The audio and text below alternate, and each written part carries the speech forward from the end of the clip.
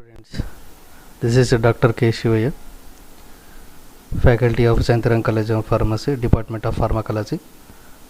Our next topic is pituitary gland. Already we studied about functions of the pituitary gland and more detail about structure of the pituitary gland. So this is pituitary gland structure. We have the two lobes, anterior lobe and pituitary lobe, and it is present in hypophyseal of the bone. See, the pituitary gland is a pea-sized oval structure suspended from the underside of the brain by the pituitary stalk, known as the pituitary stalk we can call as infundibulum. It sits within a small depression in the sphenoid bone. So the pea-sized pituitary gland within a small depression of the sphenoid bone. That small depression we can as known as sella tertia or Turkish saddle. So the superior surface of the gland is covered by reflection of the dura mater. You know, the brain have the white matter and dura matter, arachnoid matter. So the dura mater is out. So the dura mater is one of layer in the brain. So the superior surface of the gland is covered by dura mater. The diaphragm, the diaphragm cella, that nothing but this one. This membrane has a central opening which allows the passage of infundibulum. So infundibulum known as a pituitary stalk. The gland has a anatomically anteriorly, posteriorly, superiorly, and inferiorly and laterally. What is anteriorly? Sphenoid sinus. The pituitary gland is assessed surgically via the sphenoid sinus, so known as the transsphenoidal approach. So anteriorly we have the sphenoid sinus. Posteriorly we have the posterior intercavernous sinus and dorsum sellae. It is the posterior wall of the sella turcica.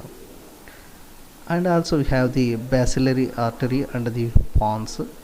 Superiorly we have the diaphragm cella, folds of the dura mater.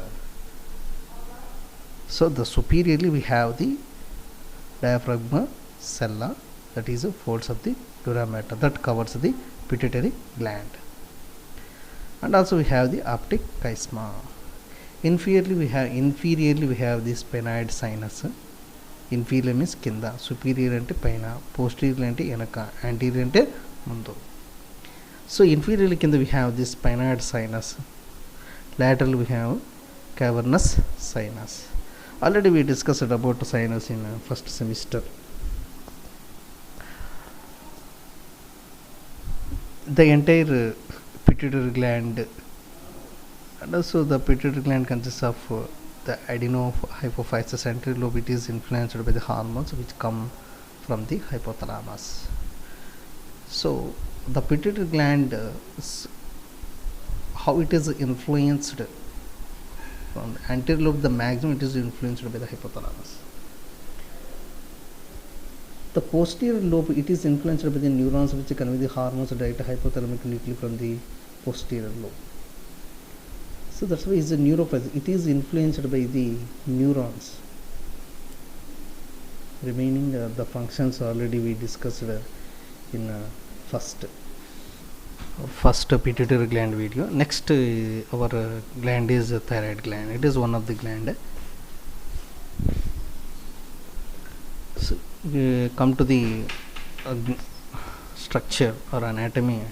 The thyroid gland. The thyroid gland is situated in the neck, in front of the larynx and trachea. In front of the larynx and trachea. The weight is 25 grams. It's look like a butterfly in shape. So this is look like a butterfly in a shape. Consists of two lobes. The lobes are joined by a narrow isthmus. This is one lobe. it is joined by a narrow isthmus. This the joined tissue we can call as isthmus. The isthmus overlying second and third rings of the trachea. The lateral lobes each extending from the side of the thyroid cartilage. So from that from the lobes it extend the cartilage.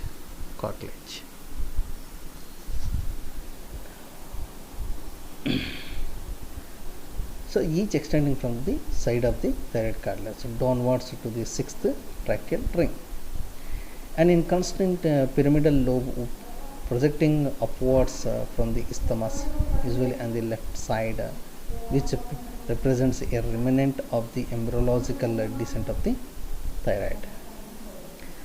The gland is enclosed in the pretracheal fascia.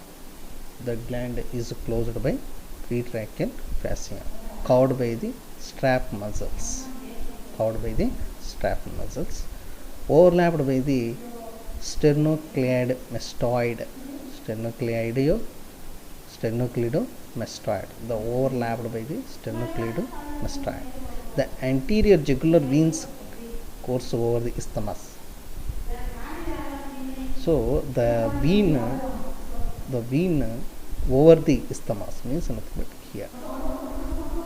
Then the thyroid enlarges, the strap muscles stretch and adhere to the gland, so that at operation they often appears to be thin layers of fascia. So here the in the isthmus only the veins present. This is a thyroid cartilage, it is extended. So like that it is present. Come to the functions. The thyroid hormones secretes the two hormones majorly, that is triiodothyronine and tetraiodothyronine. So it affects the almost every physiological T3 physiological process in the body: growth and development, metabolism, body temperature and heart rate. Thyroxine controls the development and maturation. Excess thyroxine results rapid development. Deficiency of thyroxine results delayed development. So calcitonin, one more hormone, it is secreted. It is a hormone secreted by C cells of the thyroid gland. So calcitonin is a hormone secreted by C cells of the thyroid gland. So its main function is to increase the bone calcium as well as to decrease the bone calcium levels depending upon the levels. The calcium opposes the effects of parathyroid hormone, which acts as to increase the blood levels of calcium. The thyroid is not absolutely essential for life, but its removal in adults leads to poor resistance to cold. So if the thyroid gland, if it is removed, they are poor in resistant to cold conditions. So they affected the more respiratory problem diseases. So mental and physical slowing. So mentally they are low and physically they are low. So if the thyroid gland is removed, and in children's mental retardation and dwarfism. So one dwarfism also reduces the development and growth. So how it is regulated, the T3 T4 levels? So it is released from the hypothalamus pituitary glands. These two glands are regulated. How it is? Hypothalamus releases the thyroid releasing hormone. When it is released, when the levels of T3 T4 levels decreases in the bloodstream, also I am repeating, when the T3 T4 levels are decreased in the bloodstream, the hypothalamus releases the thyroid releasing hormone. Then the thyroid releasing hormone stimulates act on the pituitary gland. Thyroid releasing hormone, thyroid TRH act on the pituitary gland. The pituitary gland releases the thyroid stimulating hormone. the thyroid stimulating hormone act on the thyroid gland. Thyroid stimulating hormone act on the thyroid gland. The thyroid gland releases the T3 and T4. These T3 T4 act on the peripheral tissue. You know what is the function of the T3 and T4. This is the way of regulation of so the both, if the T3 T4s when it is reduced, they stimulate the pituitary gland as well as hypothalamus. When it is more, also decreases the levels. That is the regulation. Disease is related to thyroid gland goiter. An enlargement of the thyroid gland is called as goiter, caused by iodine deficiency. When the iodine levels decreases, the formation of T3 T4 levels decreases because of the triiodothyronine. In the name only iodine is there. For the it is needed iodine molecules. So when the iodine deficiency takes place, then there is no formation of T3 and T4. You can get the goiter. This is the enlargement of thyroid gland as iodine deficiency. Characteristics: swelling in the neck, breathing difficulties, cough, hoarseness, and swallowing difficulties. So hoarseness means when you speaking hoarse like sound, like that it is will be present. Hypothyroidism.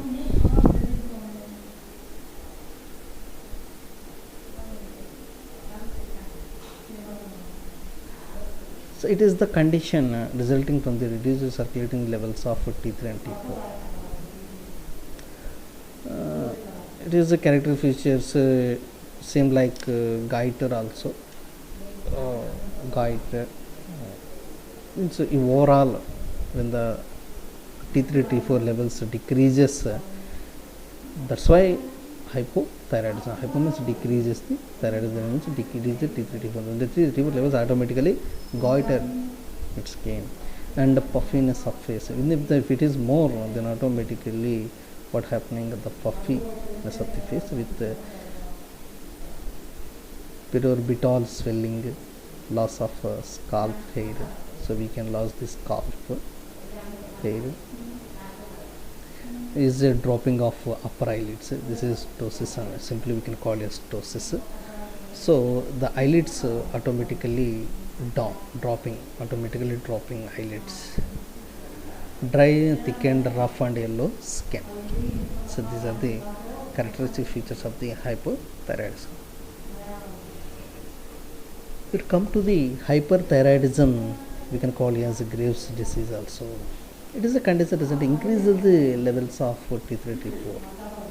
So the thyroid gland, some infections or some other imbalanced, if it is takes place, the T3 T4 levels more secretion by the thyroid gland.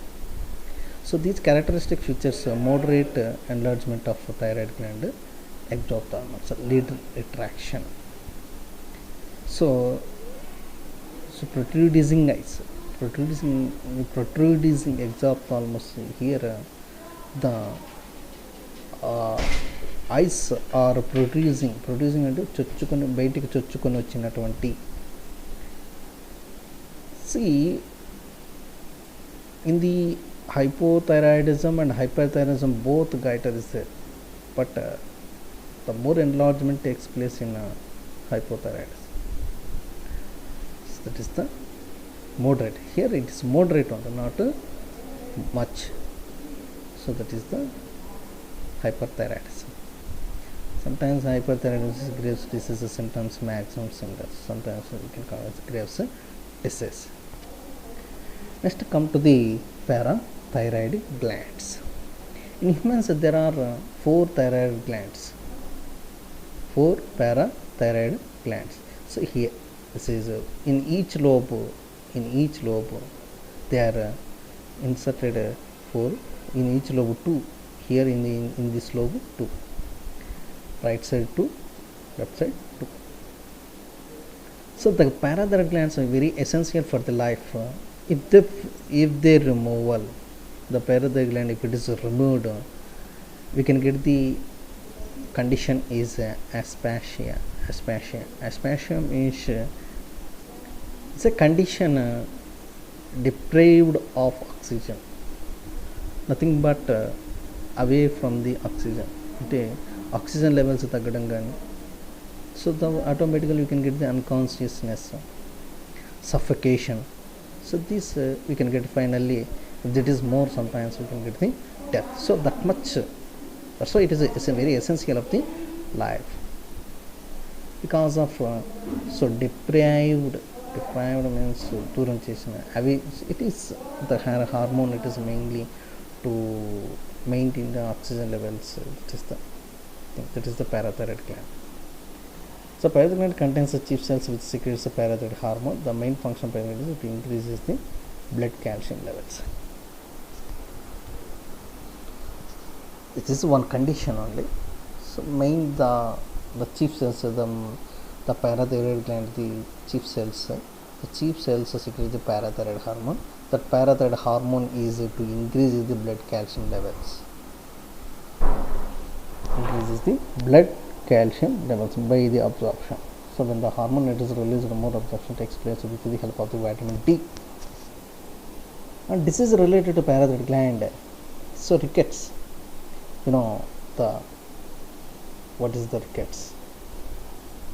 So this is the signs of rickets. So bony knuckle and curved bones, big joints and bowed legs. Automatically అంటే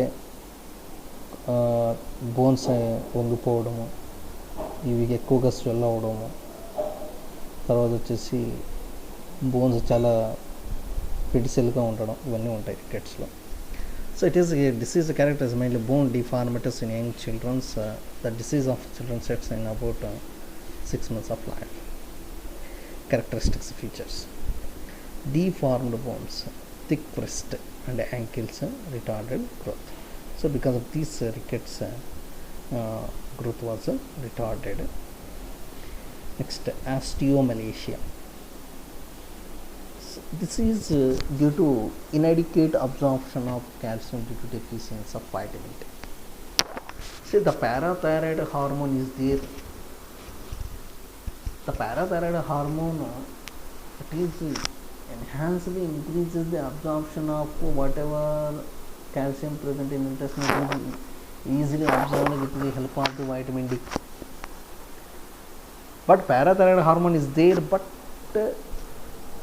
if the deficiency of vitamin D, there is no absorption of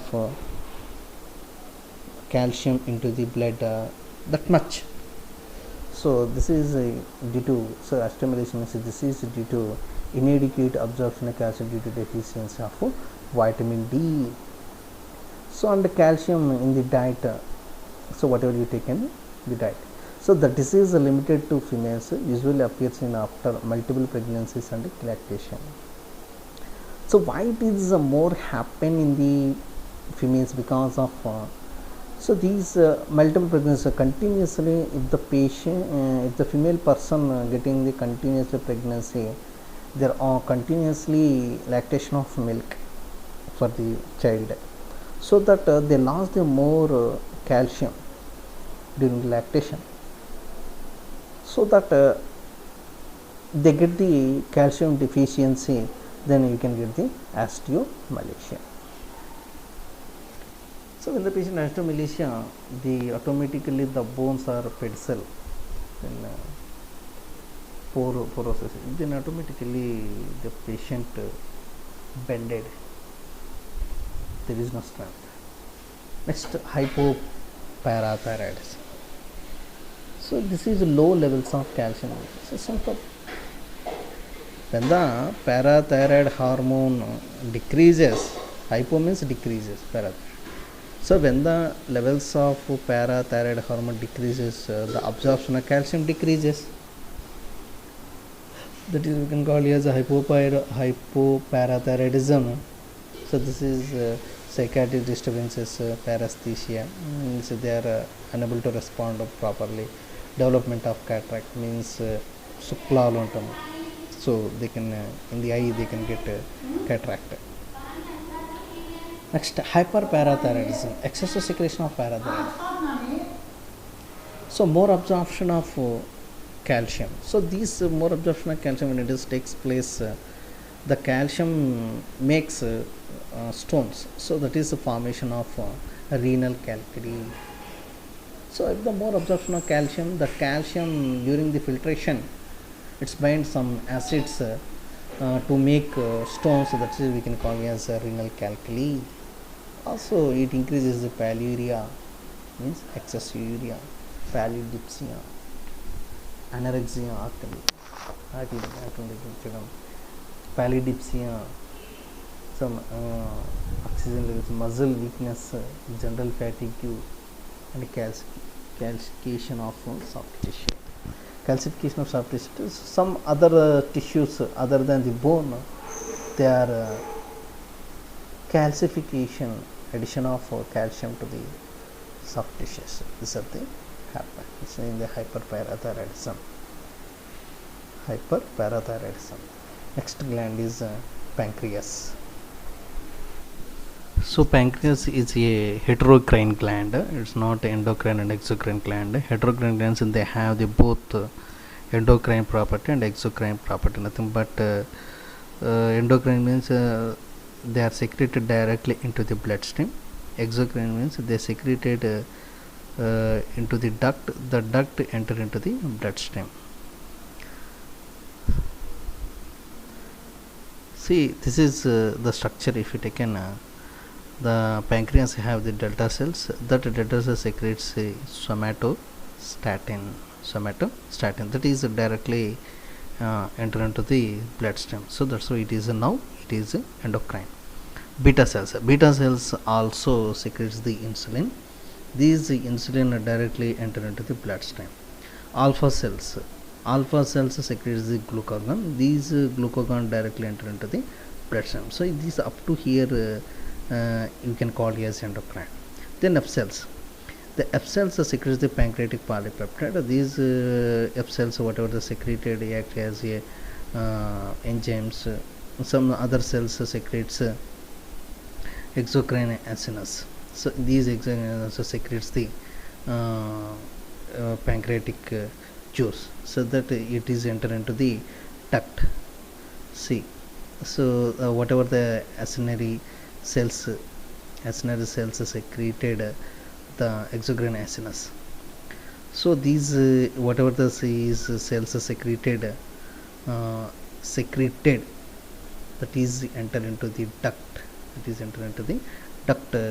That it is this duct slowly. So this is the duct slowly reach to the pancreas. In the pancreas, that it is reach enter into the duodenum. So that's why the pancreas we can call as endocrine and exocrine gland. Then what are the functions of the insulin? So you know already the actions of insulin. So on carbohydrate metabolism, insulin increases the glucose entry into the most of our body cells. Insulin produces a hypoglycemia. So insulin the main to allow the glucose molecules into the cell.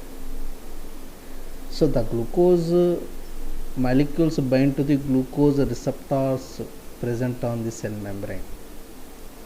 It's only binding the glucose receptors to bind the glucose molecules, but the insulin to initiate the glucose receptors to allow the glucose molecules into the cell, so that the glucose enter into the cell.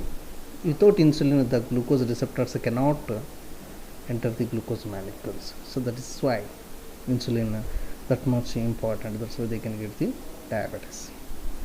So if the more insulin produces, the more glucose molecules enter into the cell, then you can get the hypoglycemia.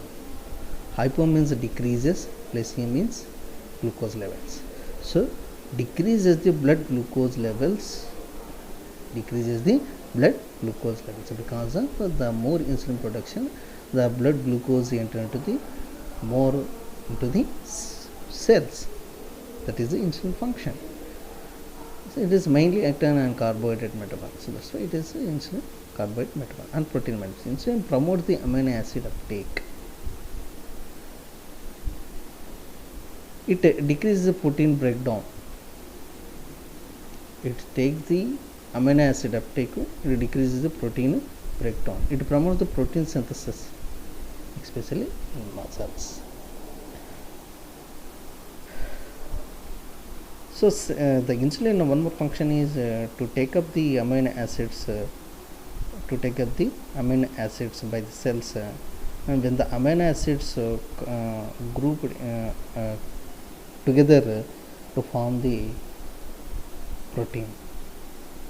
So it promotes the protein synthesis in the muscles. Disease related to insulin, diabetes mellitus is a group of metabolic disease. So diabetes is a metabolic disease, not is a that is simply communicable diseases, some other infectious diseases, contaminated disease. It is not like that. It is a metabolic disease. Why? Because of you get the disorder or the dysfunction of the insulin, then that's why there is no metabolized. Actually the glucose, it should be utilized in the cells. So that is we can call it as a metabolism. That metabolism, if it is a happen, we can call it as a metabolic disease. That's why I say when the insulin level decreases, and then automatically high blood sugar, that we can call it as diabetes mellitus. So this high blood sugar produces the symptoms is frequent urination, increased thirst, and increased hunger, means akali. Next hormone is glucagon, act mostly on the liver and adipose tissues where it is antagonize the action of insulin. The glucagon is it's act on the liver and adipose tissues where it is antagonize the action of insulin. See, these glucagon increases the glucose levels in the blood. The insulin decreases the glucose levels in the blood. It is opposite action. Glucagon is opposite to the insulin, increases the glucose levels in the blood through where it is mainly it is active liver and adipose tissue. So it is a gluconeogenesis. In the muscles also, so glycolysis. So to activate the muscle, skeletal muscle to produce the glucose, that's increases the glucose levels. Stimulates the gluconeogenesis and promotes the gluconeogenesis. Glycogenolysis means breakdown of glycogen into the glucose molecules. Stimulates the glycogenolysis in the muscles, promotes the gluconeogenesis in the liver. That is the main function of the glucagon. It's somatostatin, a hormone that is widely distributed throughout the body, especially in the hypothalamus and pancreas. So the somatostatin after secretion, where it is distributed mainly hypothalamus and pancreas, it regulates the endocrine and nervous system function. So it is mainly stimulate. Next come to the gland, adrenal glands. There are two adrenal glands, about 4 centimeters long and 3 centimeters thick. The adrenal gland two parts, adrenal cortex and adrenal medulla. The adrenal cortex is the outer layer. The inner is the adrenal medulla. So these are the two adrenal glands present on the apex of the kidney. This is a right adrenal gland. This is a left adrenal gland. The adrenal cortex it produces the 3 hormones, that is glucocorticoids, adrenaline and sex hormones. So they are collectively we can call as adrenocorticoids. The collectively we can call as adrenocorticoids. Adrenocortex నుంచి వస్తున్నాం కాబట్టి adrenocorticoids. What are that? Glucocorticoids, mineralocorticoids, sex hormone.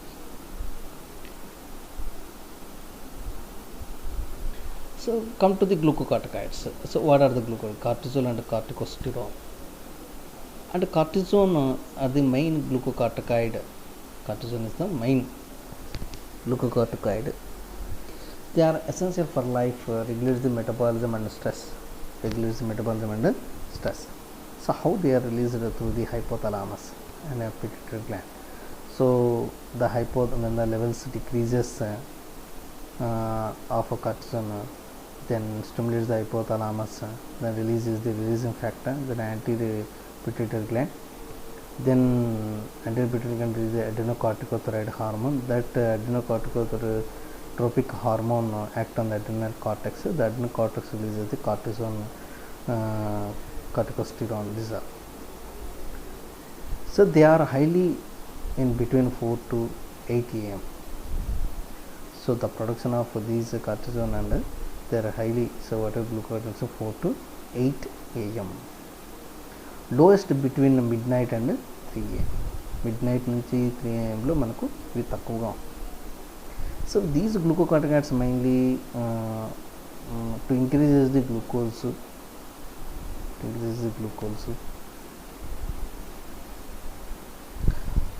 So glucocorticoids, they have formation of insulin. So the glucocorticoids increases the glucose levels and lipolysis. So wherever the fat is there, it will break down and produces the glucose and energy production. So in pathology and pharmacology, these glucocorticoids have the anti-inflammatory action and suppress the immune response, suppress the response of the tissue to injury. So this is okay, good, very good, but suppress the immune response is bad and suppress the response to tissue injury. When you got tissue injury, these glucocorticoids suppress the response and delay the wound healing. These glucocorticoids, when it is more, wound healing is not effective. Next, mineralocorticoids, that is aldosterone. It's a main mineralocorticoid. It maintains the water and electrolyte balance. We studied about the urine formation. What is the role of aldosterone? It is mainly to increase the sodium levels and water levels in the blood. How? To reabsorb the sodium and water in the renal tubules. Aldosterone released from the adrenal cortex. The adrenal cortex enter into the bloodstream. These adrenal cortex act on the renal tubules. So this affect more reabsorption of sodium and water. When the sodium and water reabsorption more takes place, then automatically blood volume increases.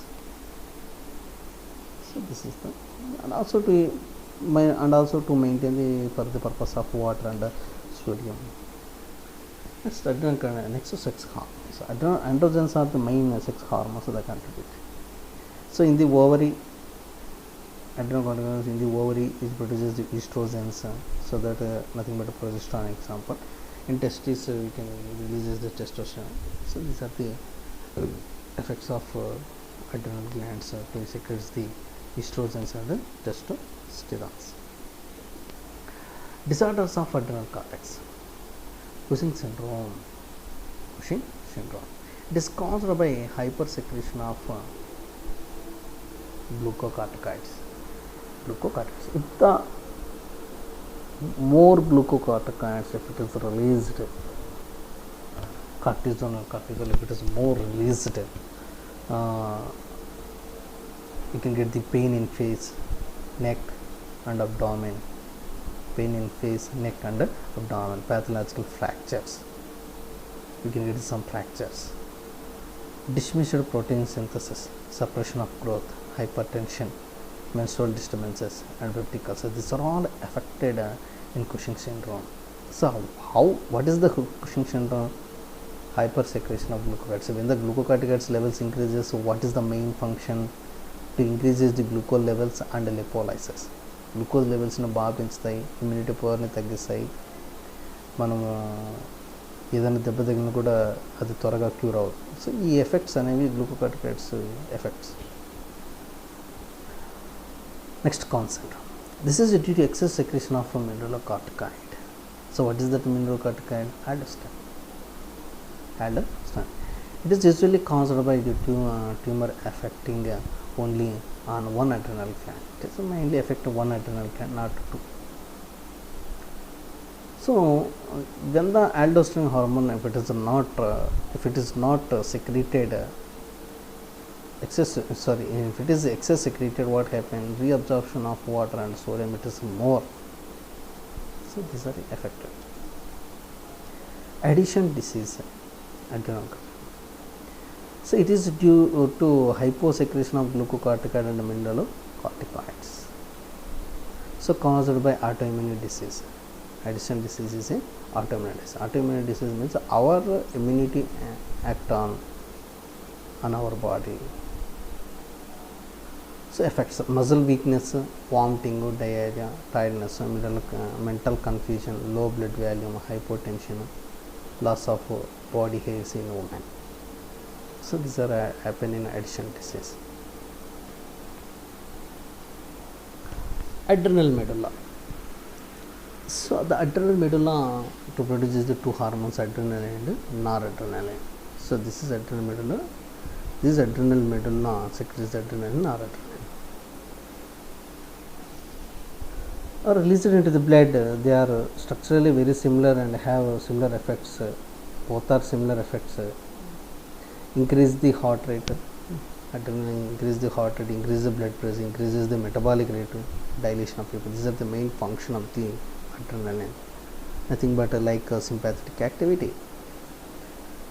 You know already what are the functions of the sympathetic system. So the effects of excess adrenaline and noradrenaline.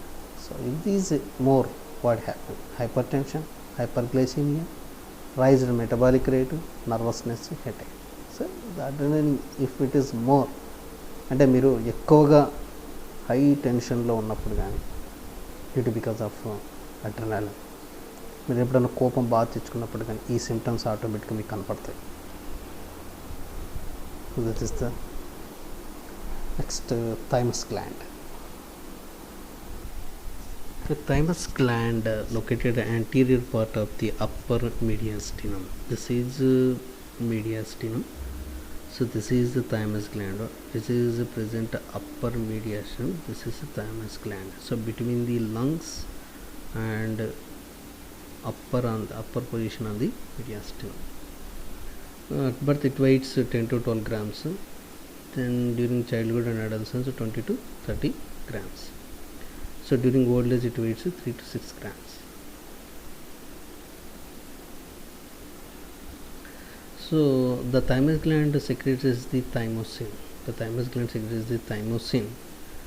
The thymosin to develop the T cells, and immune cells. The T lymphocytes from the immature to mature, due to because of thymosin.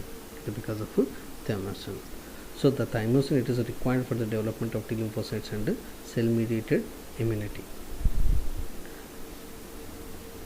So the immature T lymphocytes matured through the thymosin, and cell mediated immunity also through the thymosin hormone. The thymosin hormone secreted by thymus gland.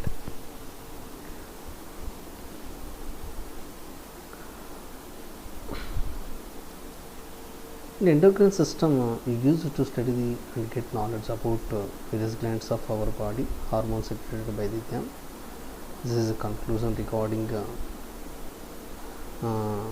entire endocrine glands.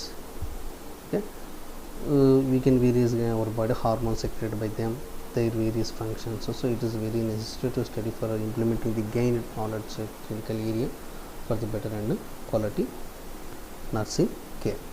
So this is regarding the information about endocrine glands. and one more we have the pineal gland. I think next video class we can discuss about the pineal gland, and we more discuss about thymus gland structure. The thymus gland structure is not given that much explanation, so next class I can give more explanation on that thymus gland structure and thyroid gland structure. Okay, so this is today class, and better to watch video more and more times and submit assignments as quickly as possible to the respective lecturers. So this please kindly cooperate it, because of maybe next month July at the end you can get the exams. Maybe what we observed, what we mentored, after that we can get the exams July ending. Thank you, one and all.